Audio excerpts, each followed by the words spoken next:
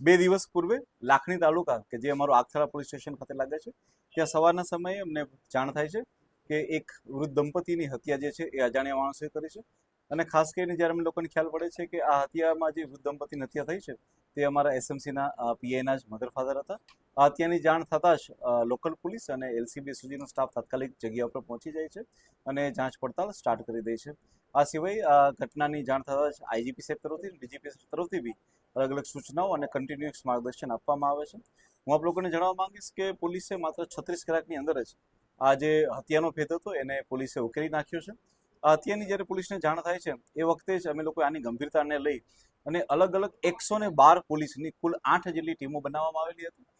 આ જે કેસ હતો એ અમારા બનાસકાંઠા પોલીસ માટે એક સૌથી મોટી એક ચેલેન્જ સમાન કેસ હતો કે જેની અંદર જે છે એ ટેકનિકલ ડિટેલ્સ એટલી બધી હતી નહીં, ટેકનિકલ મદદ મળી નહીં રહી હતી, છતાં પણ પોલીસે ઘણી બધી આ 8 ટીમોની મદદથી પોલીસે માત્ર 36 કલાકમાં હત્યાનો ભેદ ઉકેલ્યો છે. જે આરોપીના નામ છે તે અનુક્રમે સુરેશભાઈ સામળભાઈ પટેલ, સામળભાઈ પટેલ, ઉમાભાઈ ચેલાજી પટેલ તથા દિલીપજી મફાજી ઠાકોર, આ ચારે ચાર જે આરોપી છે તેમને પોલીસ દ્વારા હસ્તગત કરી લેવામાં આવ્યો છે. અને આમનો જે મુખ્ય મોટિવ જે સામે આવેલો છે તે આ પ્રકારે છે કે જે મુખ્ય સૂત્રધાર છે સુરેશ, તે બ્લેક મેજિકના જાણકાર છે અને બ્લેક મેજિકના જાણકાર હોવાથી તેમનામાં એવી અંધશ્રદ્ધા છે કે જો કોઈ પણ આવા વ્યક્તિના દાગીના જો એમને મારીને લઈ આવવામાં આવે તો તેના મદદથી ઓર વધારે ધન પ્રાપ્ત થઈ શકે છે.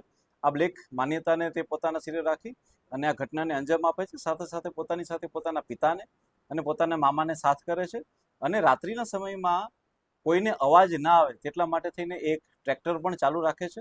ટ્રેક્ટરના અવાજની અંદર જે થઈ અને 3 લોકો ત્યાં જઈ અને મર્ડર કરે છે. આ સિવાય સુરેશના જે મુખ્ય ગુરુ છે ભુવા, એની પણ એ લોકો મદદ લે છે. તેના ઘરે જઈ અને ત્યાં પણ એ લોકો વિધિ કરે છે અને ત્યારબાદ જે છે એ પોતાના તમામ ઘરેણાને જે છે એ બીજા એક વ્યક્તિને આપી દે છે.